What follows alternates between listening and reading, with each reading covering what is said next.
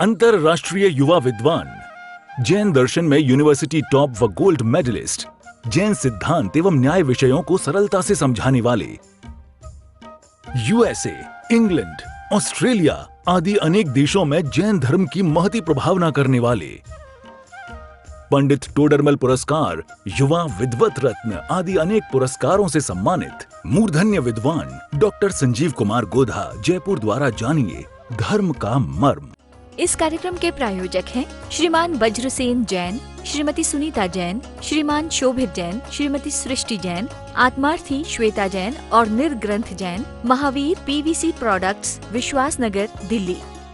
हरिहंत सिद्ध सूर्य उपाध्याय साधु सरवण, अर्थ के प्रकाशी मांगलिक उपकारी है।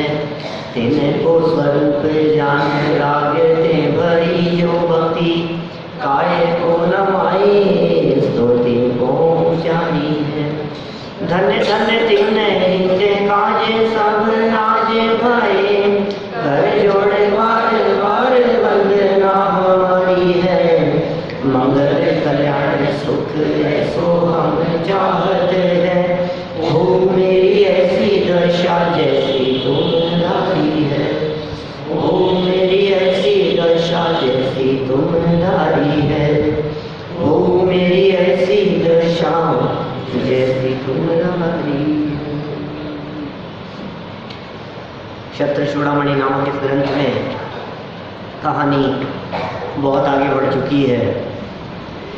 जीवनधर कुमार अपने मित्रों और पत्नी आदि को छोड़कर जब अपनी माँ से मिलने के लिए जाने लगे तो उन्होंने सभी को सूचित किया कि मैं जा रहा हूँ। यहाँ एक बहुत अच्छी नीति बतलाई गई थी कि जब भी कोई काम अलग हटके किया जाए तो अपने परिजनों को, अपने इष्ट मित्रों को सूचना जरूर दे देनी चाहिए। अचानक नहीं करना चाहिए कोई भी काम, क्योंकि यदि आपने कोई सूचना नहीं दी है ना, तो फिर कल हमने कही थी बात ऐसी कि वो थाने में रिपोर्ट लिखवाने चले जाएंगे, पुलिस पकड़ करके ले आएगी। सो ऐसी स्थिति ना हो, इसके लिए अच्छा यही है कि सूचना दे करके जाए। इस संबंध में बहुत सारी बातें की थी हमने। जब विशेष राग होता है किसी के प्रति तो वो दूसरे राग को काट देता है, ऐसी भी कुछ चर्चा हुई थी। माने विशेष राग मंद राग को तोड़ देता है। पत्नी बच्चे के प्रति राग वो हो सकता है आपके बिजनेस के प्रति राग को छोड़कर आगे बढ़ जाए। परिस्थितियों के ऊपर निर्भर करती है ये सारी बातें। खैर बहुत तरह की बातें हुई और विनय भाव ये महापुरुषों की महानता को बढ़ाता है, यह कुछ विशेष बात हुई। देखिए अब आगे बढ़ते हैं अपन। घटना तो पूरी पता ही है ना। वो दोस्त थे और वो आ गए थे वहाँ, और फिर दोस्तों ने बता दिया था कि भाई ये हमें पता लग गया, तुम्हारी माँ से पता लगा, ये तुम राजा हो हमारे नगर के। और फिर ऐसा हो जाने के बाद हम दौड़ते हुए आए आपके पास में और आपका सम्मान इसलिए हमने किया है। जीवनधर कुमार को खेद भी हुआ था और प्रसन्नता भी थी। खेद इस बात का कि माँ के जीवित रहते हुए भी आज तक कभी मिला नहीं, और प्रसन्नता इस बात की कि माँ जिंदा है। और फिर ये दौड़ पड़े अपनी माँ से मिलने के लिए। अब देखिए आगे 406 नंबर पेज। माता के दर्शन से उत्पन्न जीवनधर कुमार की मनोदशा। वाह। प्रसवित्रीं ततः प्रेक्ष्य प्रेमान्धो वंध्यधीः, तत्वज्ञान तिरोभावे रागादि निरंकुशम। इसके अनंतर उस दंडकारण्य में, दंडकारण्य क्या, दंडक नाम का जंगल, उस जंगल में निष्फल नहीं है किसी कार्य में बुद्धि जिनकी, ऐसे जीवंदर कुमार अपनी माता को देखकर मातृ प्रेम से अंधे हो गए। निश्चय से तत्वज्ञान रूपी विचार के छिप जाने पर रागादि भाव बिना रुकावट के प्रबलता से ही प्रवर्तित हो जाते हैं। ये नीतिकार कह रहे हैं, ये नीतिकारों की बात बड़ी गजब की लगती है। ये क्या कह रहे हैं यहाँ पर कि भाई सुनो, यदि तुम्हारा तत्वज्ञान का विचार छिप गया होगा तो राग ही उमड़ेगा। राग द्वेष आदि विकारी भाव ये तब ही आगे बढ़ते हुए दिखाई देते हैं जब तत्वज्ञान नहीं हो। तत्वज्ञान होगा तो राग हावी नहीं होगा, और तत्वज्ञान नहीं होगा तो राग और मोह भाव हावी होगा। ये तत्वज्ञान और राग आदि भाव ये दोनों परस्पर विरोधी हैं, और कहते हैं ना, एक म्यान में दो तलवार नहीं रह सकती। तत्वज्ञान हावी है तो मोह और राग मंद पड़ जाता है, और तत्वज्ञान कमजोर हो गया तो मोह हावी हो गया। ऐसा स्वरूप देखा जाता है। हाँ, राम की महिमा आती है तो ग्राम की घट जाती, गांव की, और गांव की महिमा आती है तो राम की महिमा नहीं आती। इसलिए सारे जगत से दृष्टि हटाकर, पूरे गांव से दृष्टि हटाकर जिनके हृदय में आत्म राम की महिमा आती है, वे जगत में चाहे कुछ भी हो रहा हो उसकी उन्हें परवाह नहीं होती। देखिए यहाँ सरल अर्थ विशेषार्थ में क्या कहते हैं। विशिष्ट बुद्धि के धनी जीवंदर कुमार ने चलते चलते दंडक बन जाकर अपनी माता श्री को देखा तो वे मात्र स्नेह से अत्यंत भाव विह्वल हो गए, क्योंकि तत्वज्ञान का भाव होने पर राग द्वेषादि विभाव भाव निरंकुश हो जाते हैं, बस नहीं चलता। तत्वज्ञान मंद पड़ गया तो राग द्वेष आदि ऐसे निरंकुश हो जाएंगे, बस नहीं चलता आपका, राग में अंधा हो जाता है। कई तरह के अंधे जीव कहे गए हैं शास्त्रों में। कुछ कहे हैं आंख से अंधे, नेत्रांध, कुछ कहे हैं ज्ञानांध, ज्ञान से अंधे, अविवेकी लोग हैं। कुछ कहे हैं कामांध, काम भाव में अंधे हैं। कुछ हैं क्रोधांध, इतना गुस्सा आया कि उन्हें कुछ नहीं दिखाई दिया, ये क्रोधांध है। कुछ कहे हैं मोहांध, क्या बेटे के प्रति इतना मोह था कि वे अंधे हो गए। कैकेयी भरत के मोह में अंधी हो गई थी, इसलिए रामचंद्र जी को 14 वर्ष का वनवास दे दिया। ऐसी बात नहीं है कि वो रामचंद्र जी की दुश्मन थी, राम को भी बहुत चाहती थी कैकेयी, दिलो जान से चाहती थी, लेकिन भरत के मोह में इतनी अंधी हो गई कि उसे कुछ नहीं सूझा। अरे भरत को राज्य दिया जाना, क्या इतने में संतुष्टि नहीं थी? क्या जरूरत थी 14 वर्ष के वनवास देने की? बोलो, प्रयोजन तो इतना ही था ना कि राज्य उसको न मिलकर के मेरे बेटे को मिले, इतना ही उद्देश्य था ना। जबरदस्ती जंगल में भिजवा दिया है? जब 2 वरदान मांगे थे तो एक से काम नहीं चल सकता था, दूसरा और कुछ हो जाता। रामचंद्र जी को वनवास देने की क्या जरूरत थी? लेकिन ये मोह में अंधे होते हैं तो ऐसा ही काम होता है, ये मोहांध है। तो बहुत तरह के अंधे होते हैं जगत में। देखिए यहाँ कह रहे हैं, यद्यपि जीवंदर कुमार तत्वज्ञानी है, सम्यक दृष्टि है, विवेकी है, तथापि चारित्र मोहवश मात्र स्नेह उमड़ने के कारण दुखी हो गए। चरित्र मोहवश लेश न संयम वै सुरनाथ जजे हैं, छेड़ाला की लाइन है, तीसरी डाल की। दर्शन मोह तो नहीं, मोह 2 प्रकार के होते हैं, एक दर्शन मोहनीय कर्म, एक चारित्र मोहनीय कर्म। मोहनीय कर्म के 2 भेद हैं साहब, 4 नहीं साहब, एक दर्शन मोहनीय, एक चारित्र मोहनीय।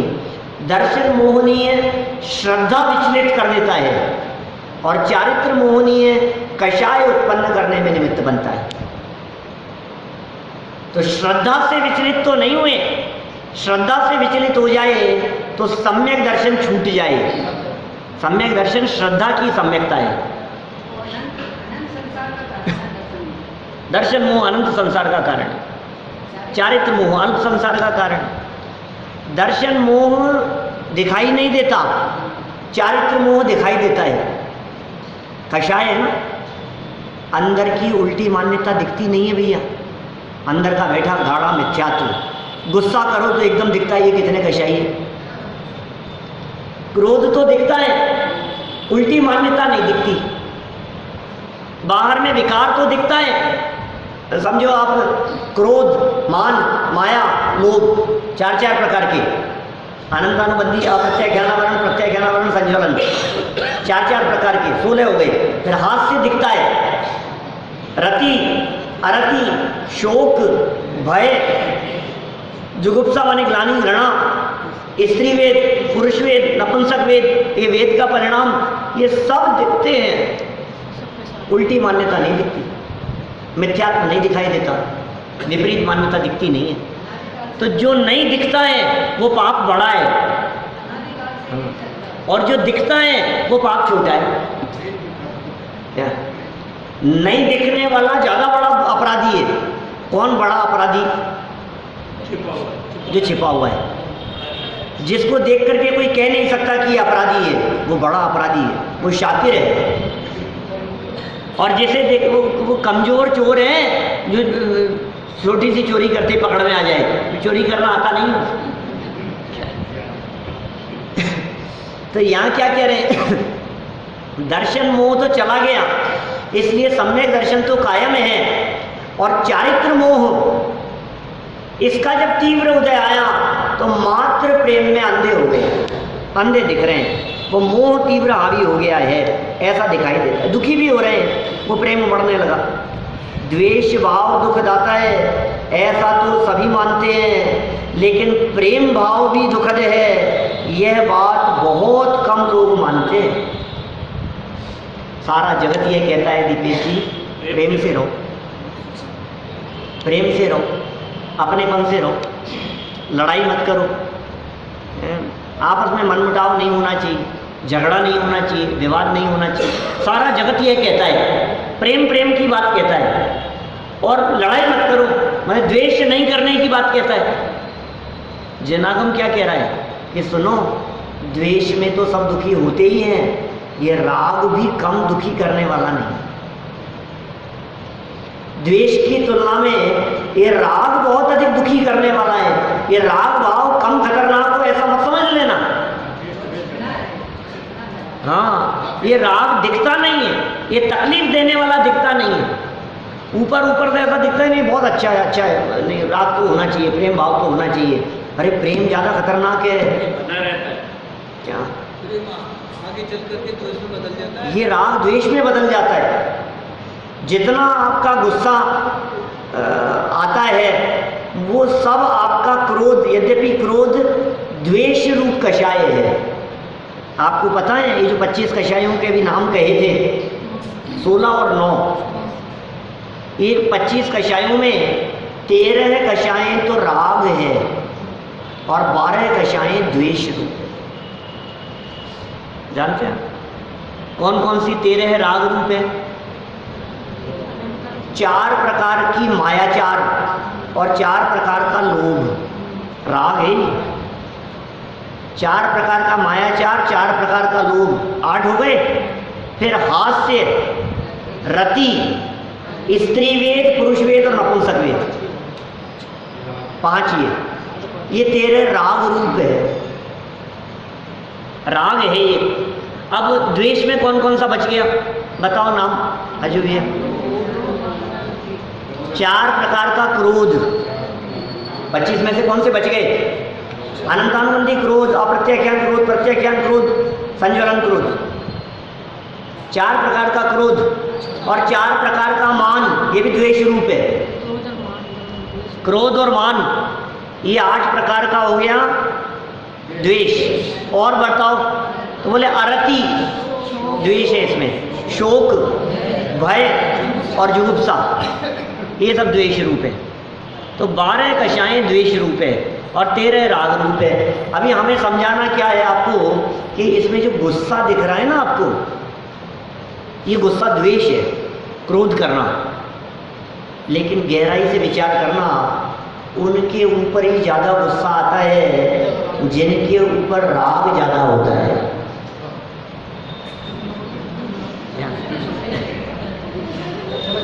क्या क्या कह दिया मैं? जिनके प्रति राग की तीव्रता होती है ना, उनके प्रति क्रोध तीव्र दिखाई देता है। किसके ऊपर गुस्सा ज्यादा आएगा? आप बच्चे के ऊपर बहुत गुस्सा कर रहे हो, इसका मतलब ये बच्चे के प्रति बहुत राग है आपको। जब राग की विशेष पूर्ति नहीं होती है तो फिर वो राग वो क्रोध रूप होता हुआ दिखाई देता है तो द्वेष, लेकिन वो राग पूर्वक है, पढ़ाई नहीं करता है, नालायक। डांटने लग गए आप उसको, क्यों डांटने लग गए भाई साहब? राग था। ऐसे पड़ोसी के बच्चे को डांटो ना थोड़ा सा, है वो भी पढ़ता नहीं है, बोलो वो और ज़्यादा नालायक है, लेकिन कभी डांटते नहीं हो आप उसको, उससे राग ही नहीं। उससे हमें क्या मतलब? उससे हमारे को कोई मतलब नहीं है। पढ़े तो पढ़े, नहीं पढ़े तो नहीं पढ़े। तो भाई साहब, जहाँ राग होता है वहाँ गुस्सा जल्दी आता है। उनके ऊपर ही आता है जिनके ऊपर राग होता है। हमने कोई बात कही और नहीं मानी गई तो जिनके प्रति विशेष राग था ना, उनके नहीं मानने पर गुस्सा ज़्यादा आएगा, जल्दी आएगा। और जिनके प्रति राग नहीं था, हम तो पहले ही मान करके चल रहे थे, ये तो मानेगा ही नहीं है। अब गुस्से का क्या सवाल था?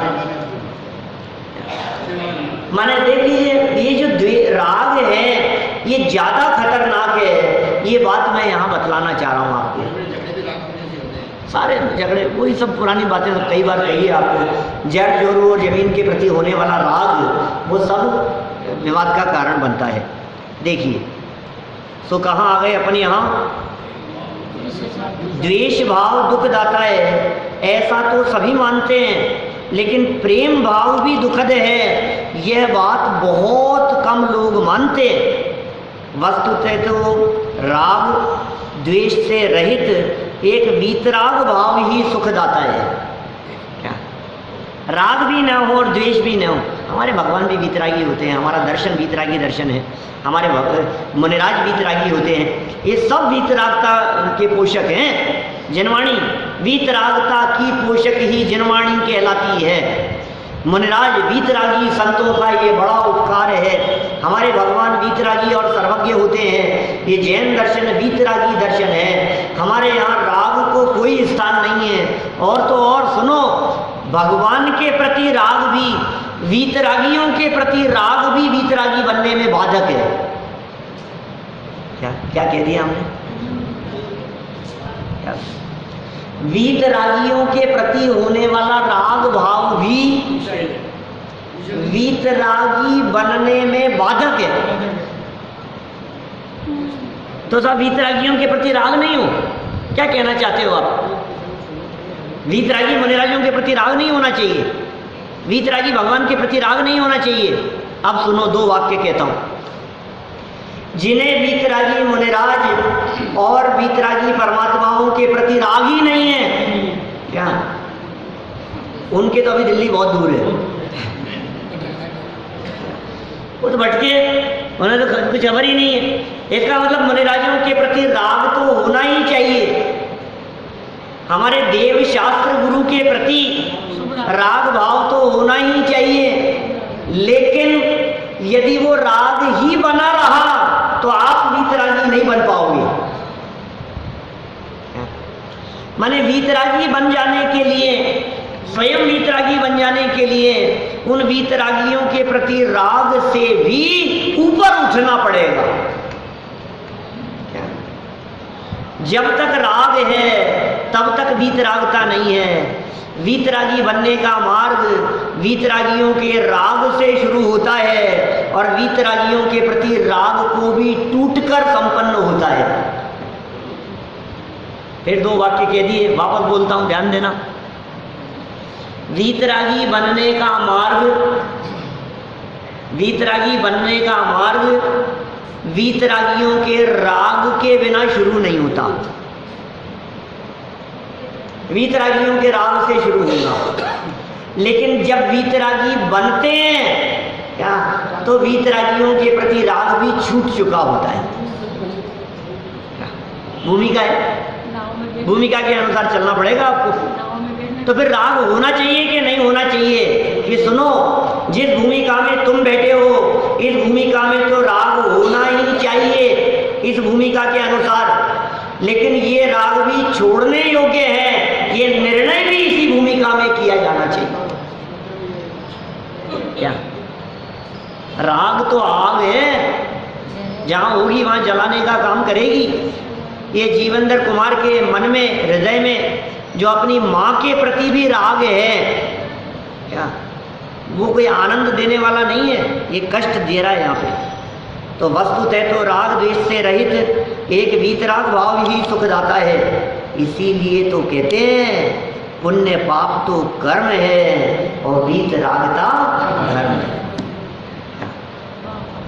एक कर्म है, पुण्य पाप तो कर्म है, वीतरागता धर्म है। चलिए, माता विजया की मनोदशा, लो बेटा मिला है। अभी तो बेटे के मरने की खबर सुनकर के बेहोश हो गई थी, पता है क्या आपको? क्या भैया, उन्होंने, ग्वालों ने कही थी ये बात आकर के, ये कहाँ से आए हो तुम लोग, कौन हो? जंगल में मिल गई थी माँ, पता नहीं कौन थी, एक औरत मिल गई जंगल में, वो पूछ लिया तुम कौन हो, कहाँ से आए हो, इतने सारे लोग, जंगल में तो कोई नहीं आता है, या किधर से गुजर रहे हो तुम लोग? तो बता दिया, हमारे एक दोस्त थे, जीवंदर नाम था, और काष्टांगार उनको मारना चाहता था। अब कहानी उनके समझ में आ गई, माँ की समझ में आ गई। ये इतनी बात सुनते ही विजया बेहोश हो गई। माँ, इनकी समझ में नहीं आई कि हम काष्टांगार और जीवंदर की बात कर रहे हैं, ये क्यों बेहोश हो रही है, समझ में नहीं आई। धीरे धीरे करके उनको होश में लाए कि भाई मरा नहीं है, दोस्त तो चले गए थे जीवंदर, तो वो मार नहीं पाया। होश आया तो रोते रोते विजया माँ ने अपनी पूरी कथा उन दोस्तों को सुना दी, तो पता लग गया क्या था। वो तो सब हो गया, गाय क्यों चुराई? इसलिए चुराई कि उन्हें पता था, ये पूछ रहे गाय क्यों चुराई उन्होंने, उन्हें पता था कि वो जीवंदर कुमार से मिलना है, तो ऐसे तो कैसे पहुँचेंगे, और वो इतने क्या कहेंगे पुरुषार्थी हैं कि जैसे ही वो ये खबर सुनेंगे कि चोरों ने गायें चुरा ली, तो वो गायों को छुड़ाने के लिए जरूर आएंगे। इस प्रवृत्ति को वे बराबर जानते थे, दोस्त थे ना, नेचर जानते थे कैसा नेचर है, पहले भी गायें छुड़ा करके लाए थे। चलो देखो, अपन तो आगे बढ़ते हैं। तो माता भी मिली है पहली बार भी, अभी तो खबर सुनी थी, उसमें तो बेहोश हो रही थी, अब बेटा सामने आ गया तो देखो क्या होगा, है? मरने की खबर सुनने मात्र से बेहोश हो रही थी, अब बेटा सामने आने से होश में आएगी कि होश उड़ जाएंगे, क्या होगा देखो जरा। जात जात क्षण त्यागा जातम दुर्जात मक्षिणोत, सुत वीक्षण तो माता सुत प्राणा ही मातर। जीवंदर कुमार की माता ने पुत्र को जन्म समय से ही त्याग देने से उत्पन्न दुख को पुत्र के देखने से ही नष्ट कर दिया, अर्थात भूल गई। भाई साहब, किसी माँ से उसका बेटा चला जाए तो उस माँ की हालत क्या होती है, आप कल्पना कर सकते हैं। जन्म देते ही उस माँ ने बेटे को छोड़ दिया, हिम्मत देखो आप, कलेजे पर पत्थर रख करके, ये आसान काम नहीं है, कैसे छोड़ देवे जिसे जन्म दिया हो। क्या जन्म समय के कष्ट की तुलना, ये कहते हैं कोटि जीवते जात न बने, करोड़ों जीवाओं से वो जन्म लेते समय बालक का दुख और जन्म देते समय माँ का दुख, उसकी कल्पना नहीं कर सकते। ऐसे दुखों का वर्णन किया है शास्त्रों में। अब ये जन्म तो हुआ और जन्म होते ही तो अपनी तकलीफ भूल जाती है माँ पुत्र मोह के कारण, और फिर उसे छोड़ने की बात कहे कोई, फिर उससे छीन ले, फिर छोड़ करके चलेगी। इसने कैसे अपना काल बिताया होगा। 25 साल के हो गए जीवेंद्र कुमार, लेकिन मैं इस बात से खुश थी कि मेरे साथ जंगल में रहेगा तो मैं क्या कर पाऊंगी, मैं क्या खिलाऊंगी, क्या पिलाऊंगी, कहाँ रहेगा, क्या उड़ेगा पहनेगा, न कपड़े हैं न कुछ है, कैसे किन हालातों में जिएगा, यहाँ जंगल में कहाँ कहाँ दर की ठोकरें खाता रहेगा। इस बात से प्रसन्न थी कि कोई एक सेठ ले जा रहा है, और अब देखो अब वो मिल गया। तो जीवन में 25 साल में जो तकलीफ उठाई है पुत्र वियोग में, वो सारे दुखों को भूल गई। निश्चय से माताओं के प्राण पुत्र ही होते हैं, प्राणनाथ किसी को भी कहो आप।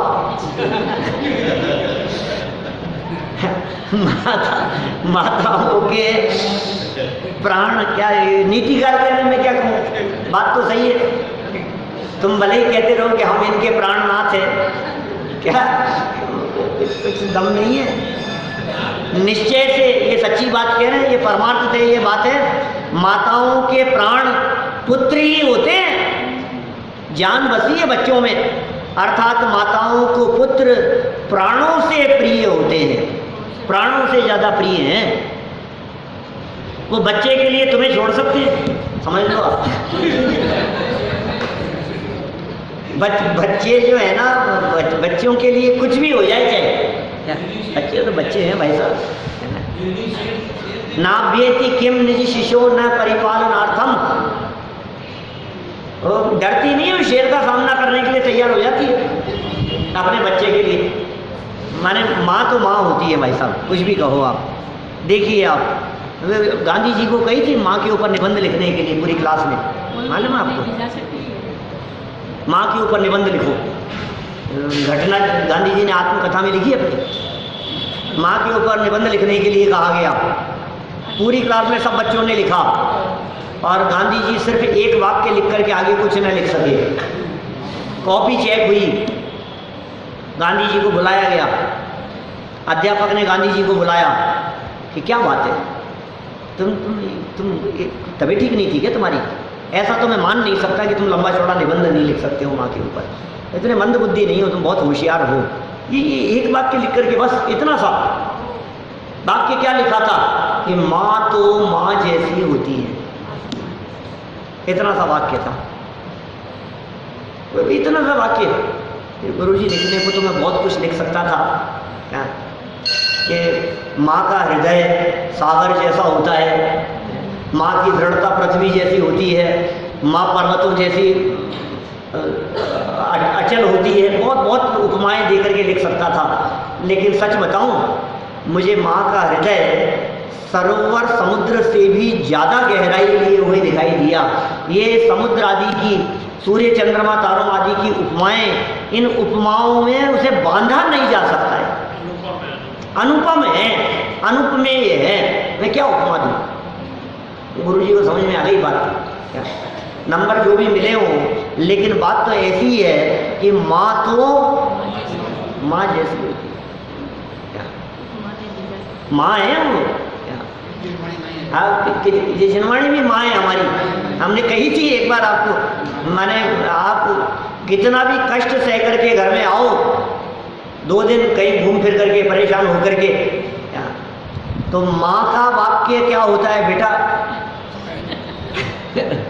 भोजन मिला कि नहीं मिला, खाना खाया था कि नहीं खाया था, और पत्नी क्या कहेगी?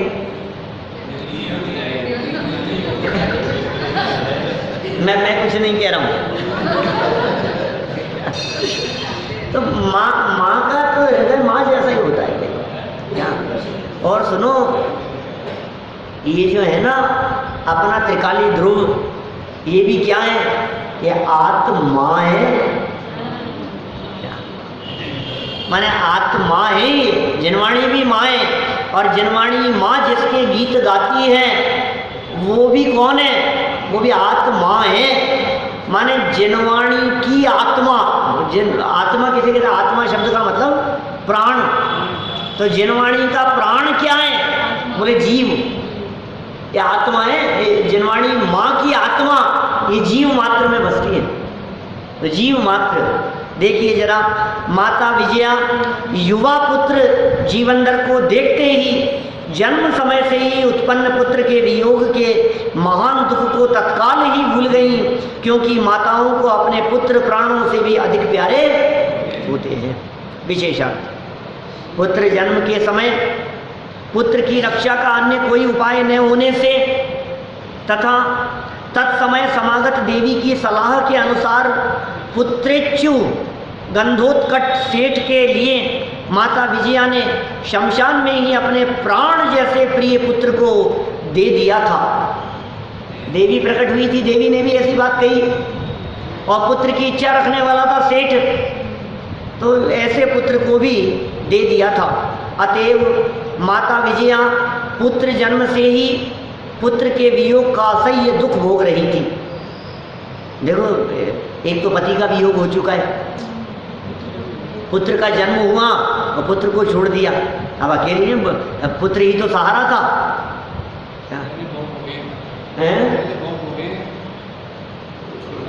देखो, अब तो माता विजया उस असह्य वियोग पीड़ा को जीवनधर कुमार को देखते ही पूर्ण रूप से भूल गई। आज तक तो दुखी थी, 15 मिनट पहले तक तो, 5 मिनट पहले तक तो, पुत्र के मिलने से पहले तक वो निरंतर इस बात से दुखी थी ना कि मेरा बेटा, मेरा बेटा, मेरा बेटा अब इतना बड़ा हो गया होगा, अब इतना बड़ा हो गया होगा। उसके पास में जीने का आसरा क्या था? पुत्र, पुत्र स्मरण के अलावा आशा। आश्चर्य है कि अनेक वर्षों के वियोग जन्य दुख को दूर करने के लिए अनेक वर्ष आवश्यक नहीं, मात्र पुत्र मुख दर्शन ही पर्याप्त है। उसी प्रकार अनादिकालीन अनंत वर्षों के संसार दुख के नाश के लिए अनंत वर्ष आवश्यक नहीं, मात्र निज शुद्धात्मा का एक अंतर मुहूर्त का मुख दर्शन अनुभव ही पर्याप्त है। क्षण मात्र के लिए आत्मा को देखो, देखो भाई, आज तक अनादिकाल से ये जो आत्मा भी दुखी है, इसके दुख का मूल कारण यह है कि आत्मा को अपने आप को देखा नहीं। ये है महान दुख का कारण। और कहते हैं एक बार भी तू यदि उस आत्मा को देख ले, क्या एक बार भी देख ले वे, तो फिर जगत में तुझे कुछ देखने लायक नहीं दिखाई देगा। हमने कहानी सुनाई थी ना सेठ की, सेठ का पुत्र है व्यसनी पुत्र, उसमें वेश्यावृत्ति में लगा रहता था। सेठ बहुत चिंतित था, बोले क्या करें, उसका विवाह कर दो इसका। बहुत सुंदर कन्याएं देखकर उसके विवाह का प्लान किया गया। योजना बनाई कि छूट जाएगी इसकी प्रवृत्ति, धन और ये सब बर्बाद हो जाएगा, नहीं तो ये क्या करें। पुत्र समझदार तो था, लेकिन लत लगी थी, क्या कर सकता था वो, चारुदत्त जैसे।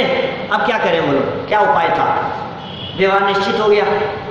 विवाह निश्चित हो गया तो फिर क्या हुआ, उसको भी पता लग गया कि ये आता है मेरे पास में, अब ये तो आना बंद हो जाएगा।